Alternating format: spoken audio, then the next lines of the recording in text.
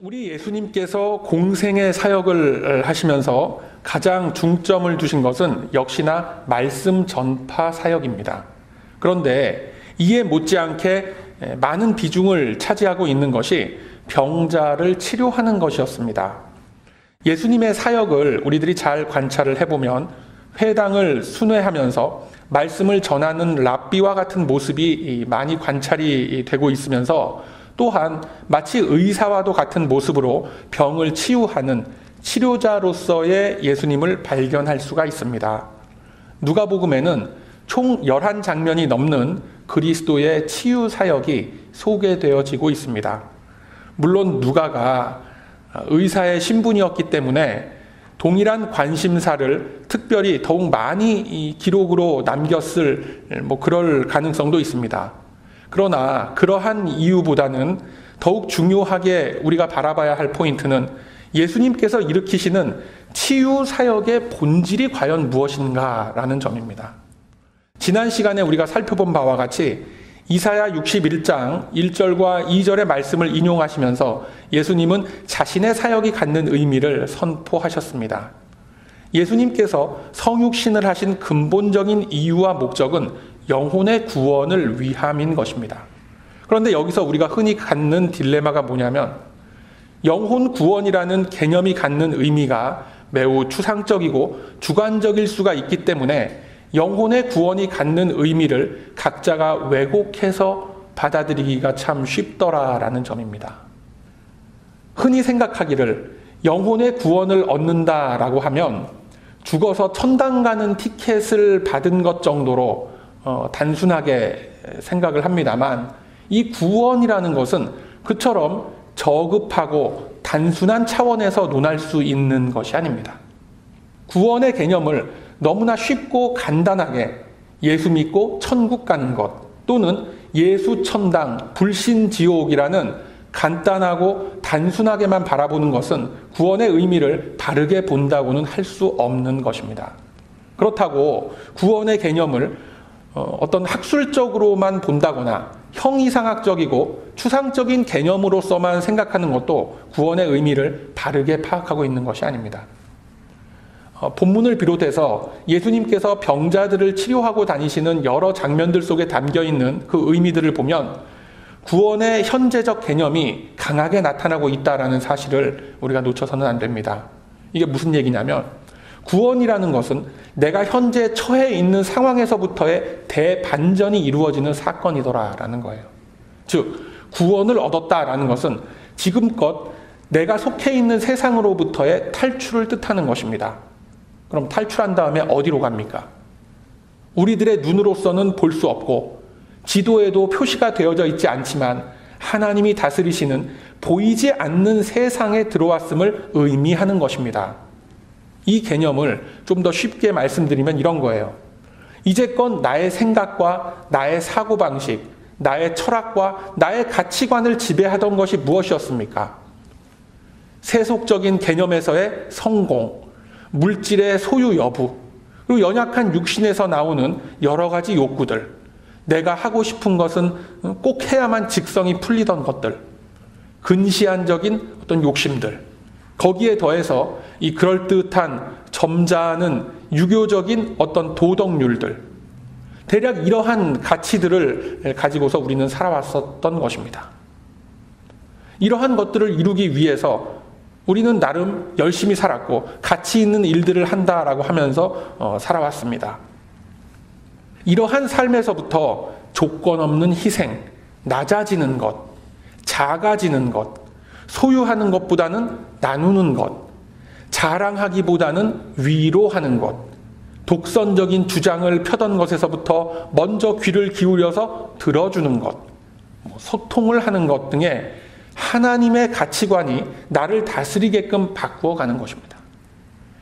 이제껏 내가 살아왔던 인생이 온통 죄인됨의 삶이었음을 깨닫고 회개하는 자리에 나아갈 수 있게 된 것, 이제는 하나님이 나를 사랑하사 당신께서 친히 육신을 입고 이 땅에 오셔서 내가 매달렸어야 할 그곳에서 대신 죄사함의 보혈을 흘려주셨음이 믿어지는 것, 이것이 구원의 은혜를 입은 것입니다. 이제는 예수님이 나의 주인 되심을 인정하고 영접하는 것. 또 그것에 대한 신앙의 고백이 있다면 그 사람은 구원을 받았다라고 할 수 있는 겁니다. 그리고 그 구원은 완전한 것입니다. 우리는 이 지점에서 많이 헛갈려하고 힘들어합니다. 이론적으로만 보면 나는 분명히 하나님을 믿고 있고 나름 영적인 체험도 있고 하니까 구원을 얻은 성도라고 여겨지는데 내가 살고 있는 모습을 보면 이건 도대체 구원받은 하나님의 백성이라고 보기에는 너무 무리가 있는 그런 삶을 우리는 살고 있는 것입니다. 이 대목에서 우리들 참 많은 갈등을 하고 고민을 합니다. 그렇지 않습니까? 과연 하나님이 계시단 말인가? 하나님이 계시다면, 하나님이 나를 구원해 주셨다면 왜 나는 이러한 모습으로밖에는 살 수가 없는 것인가? 예수 그리스도의 형상을 닮은 삶이라고, 신앙생활에 어떤 기쁨과 만족함이 있는 삶이라고 그러던데 나는 왜 그런 것이 없나 하는 그런 자괴감이 들기도 하는 겁니다. 그러나 구원을 계획하신 분도 하나님이시고 우리들에게 구원의 은혜를 허락하신 분도 하나님이십니다. 즉 구원의 주체는 하나님이시고 우리들은 하나님께서 계획하시고 만들어 놓으신 구원을 나의 환경과 나의 상황에 상관없이 받은 것입니다. 바로 이것이 우리는 믿어지지가 않는 겁니다. 내가 한 것이 없는데 어떻게 내가 구원을 받았단 말인가? 아무런 원인 제공을 내가 한 것이 없는데 어떻게 구원의 은혜라는 것이 나에게 임할 수가 있단 말인가? 라는 생각이 들게 되죠. 이 인과응보라는 프레임 속에서 우리들은 선물로서 주어진 구원을 선뜻 이해하지 못합니다. 그저 구원이라는 선물을 받아놓고 그 포장지도 뜯지 못하고 그저 쳐다만 보고 있는 그런 모습이 우리들이 살아가고 있는 이 실존의 모습인 겁니다. 이러한 값진 구원을 완전한 나의 것으로 누리기까지는 시간이 걸립니다. 얼마만큼의 시간이 걸립니까? 우리의 전 인생이라는 시간이 걸리는 겁니다. 인생의 시간 속에서 우리는 이것을 누리고 완성시키는 삶을 살아가는 겁니다. 이것이 성도의 삶입니다. 자, 그러한 관점으로 복음서의 말씀들을 보면 공통적으로 나타나는 사건들이 있습니다. 바로 예수님께서 병자를 치료하시는 사건들입니다. 그렇다면 예수님께서 병자를 치료하시는 일들을 하시는 그 이유가 뭐겠습니까? 혹시 예수님께서 능력 있는 의사로서 이름을 날리고 싶어서 그랬겠습니까? 예수님께서 실제로 행하신 그 사역을 보면 상당 부분이 중풍병자를 고치셨고 앉은뱅이를 일으키신 사역들입니다. 소경이 눈을 뜨게 해주셨고 손 마른 자를 고쳐주셨습니다. 뿐만 아니라 혈루병에 걸린 여인을 고쳐주셨고 심지어는 죽은 지 며칠 지난 그 마리아와 마르다의 남매였던 나사로를 살려내시기도 했습니다. 그렇다면 도대체 예수님은 왜 이러한 일들을 하셨는가? 예수님께서 이러한 초자연적인 치유까지 다 해주시면 그러면 병원은 있을 필요가 뭐고 의사는 왜 존재한단 말인가? 라는 생각이 들죠. 그래서 예수님의 이 치유 속에는 단순히 의료 행위 이상의 것이 담겨 있다라는 사실을 알고 그것에 담긴 의미를 찾아가는 것이 이 복음이 의미하는 바와 구원의 뜻을 알아가는 첫 걸음이 되는 것입니다.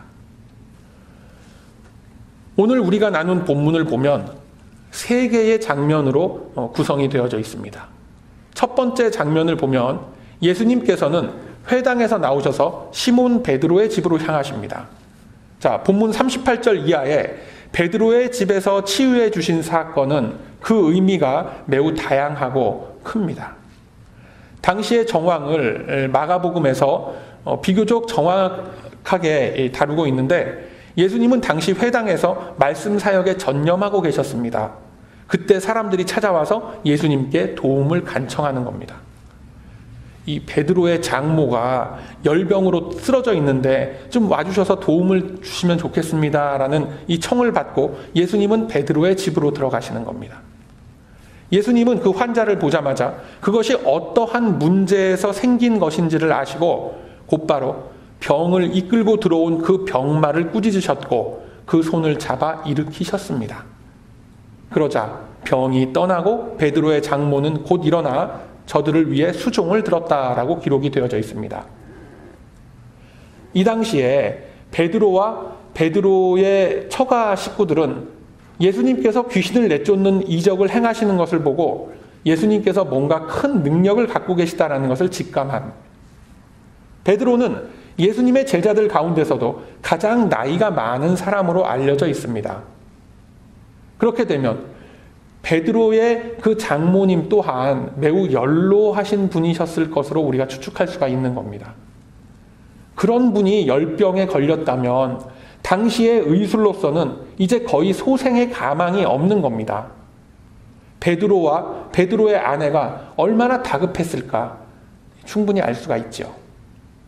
또한 그때는 예수님께서 공생애를 막 시작하신 그 시점이었기 때문에 제자들도 예수님께서 메시아로서 이 땅에 오신 하나님의 아들임을 잘 인식하지 못했던 그러한 때였습니다.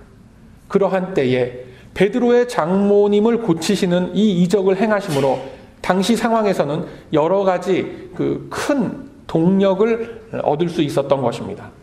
여러분, 한번 당시 상황을 그려보시길 바랍니다. 베드로가 생업을 접고 예수님의 제자로서 이곳저곳을 함께 하면서 사역을 한다고 다니는데 베드로의 집에서 그것을 보면서 달가워했겠습니까? 돈 안 되는 일을 하고 다닌다고 여러 가지 타박도 있었을 것이고 가족들이 나서서 말렸을 겁니다.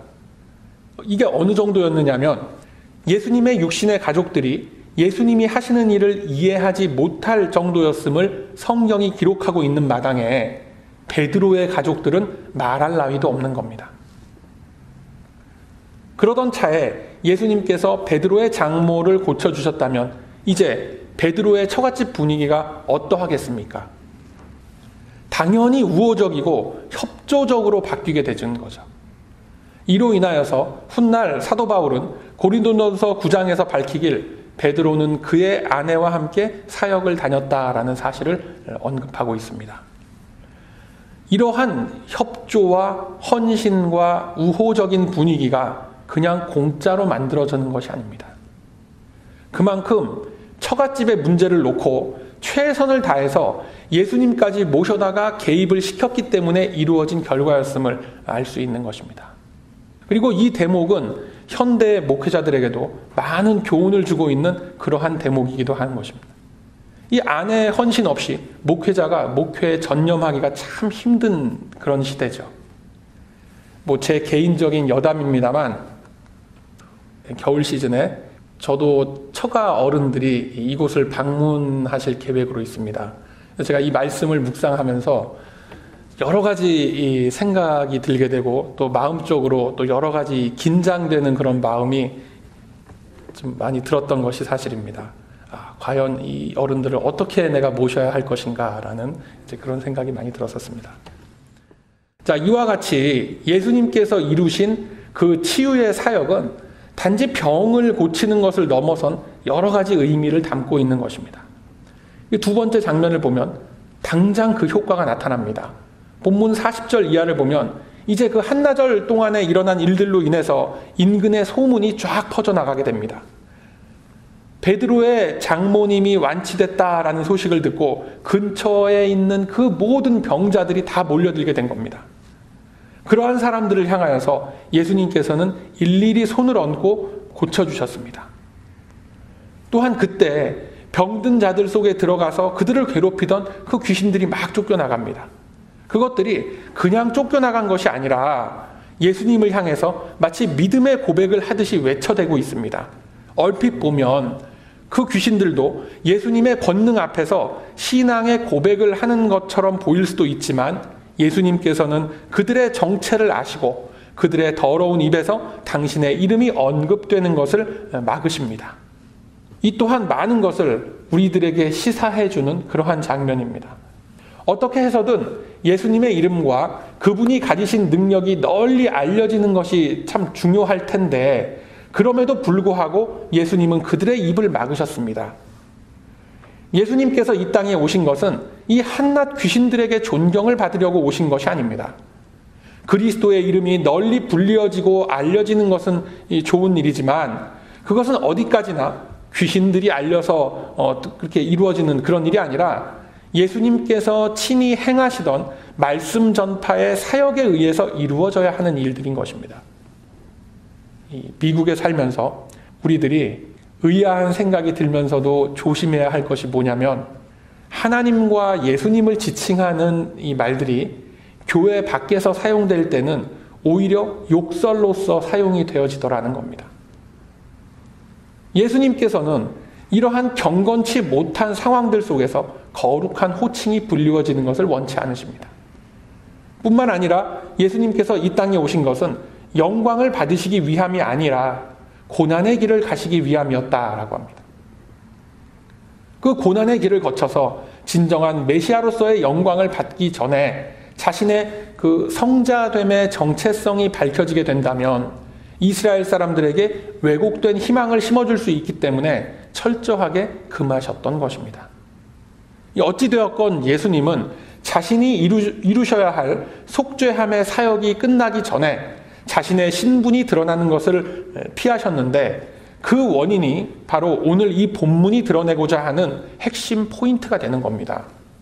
자, 예수님께서 이 땅에 오셔서 하셔야 할 정말 중요한 일은 사실 병자를 고치는 의사 노릇을 하는 것에 있지 않습니다.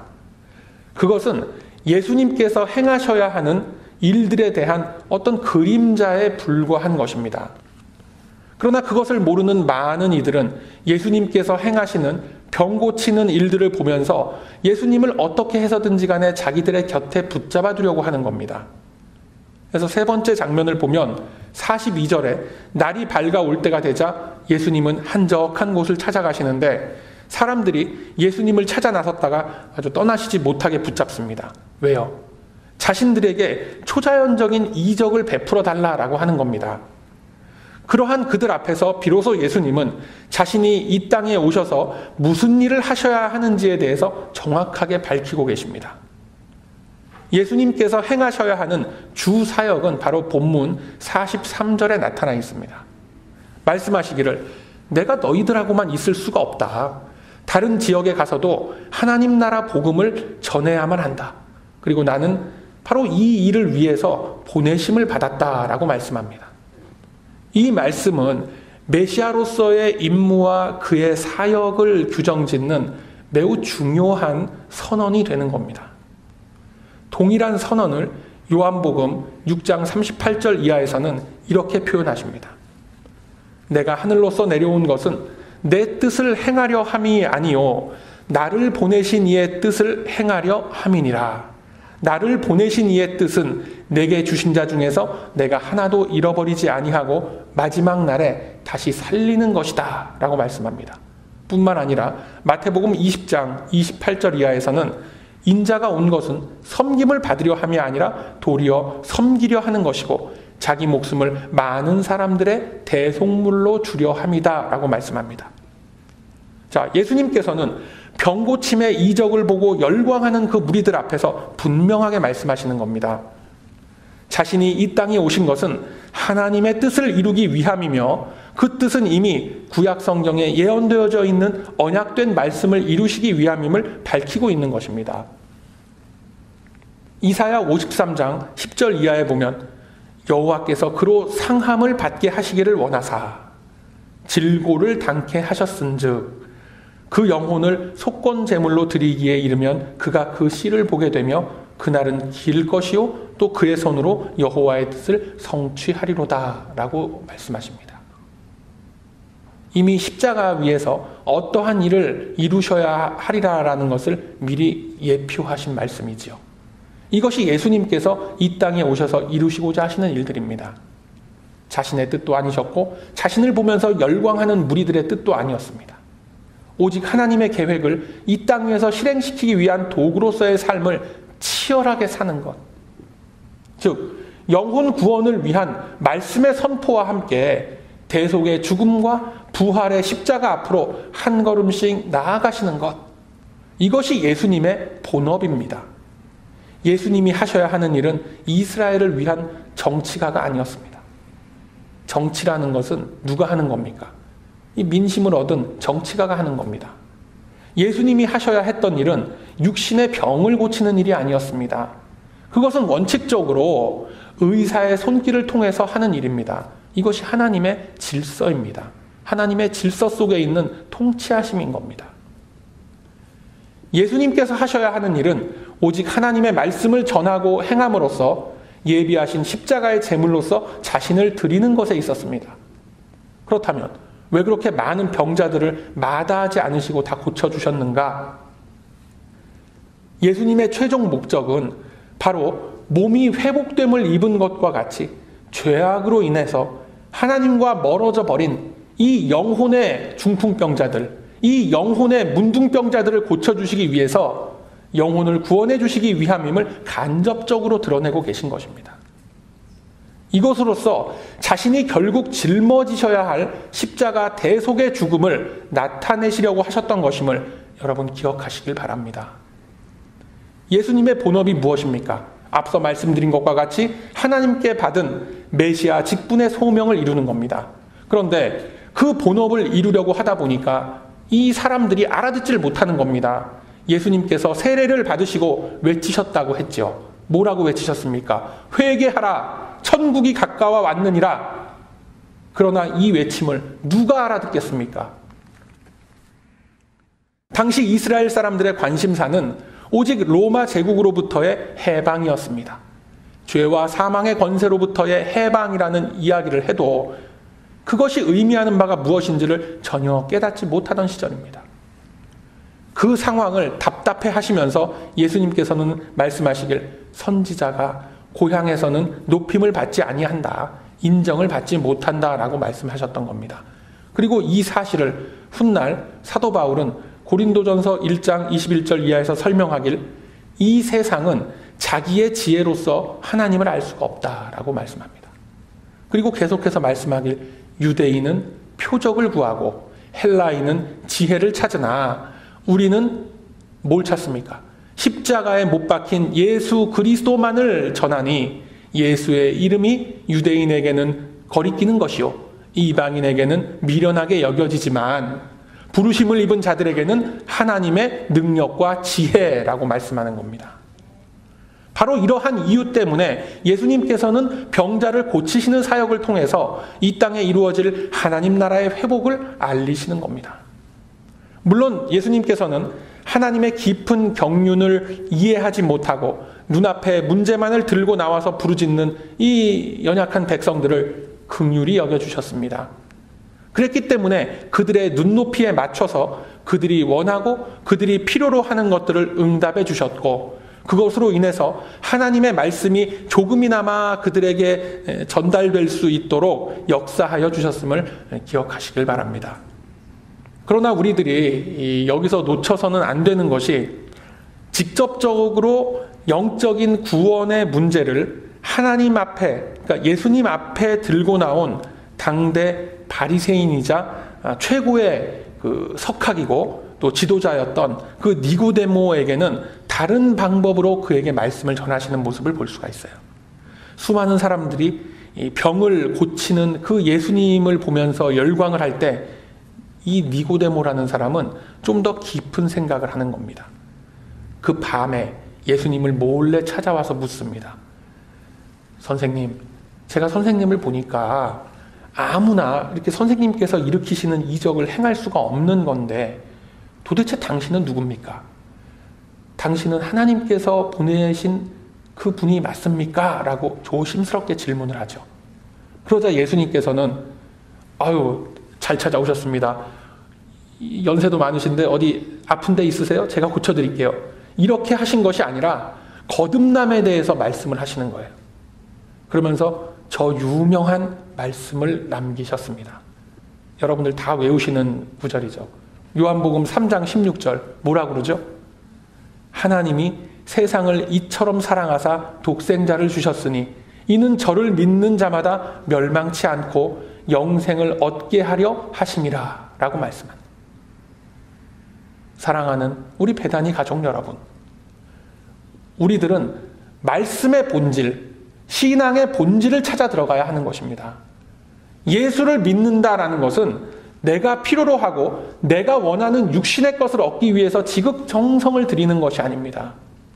예수를 믿는다라는 것은 나를 하나님의 백성으로 부르신 크신 사랑과 은혜의 기쁨을 누리고 전하는 겁니다. 언약의 본질을 놓쳐버린 당시 많은 이들은 예수님에 대한 기대치가 전혀 엉뚱한 곳에 꽂혀 있었던 것입니다.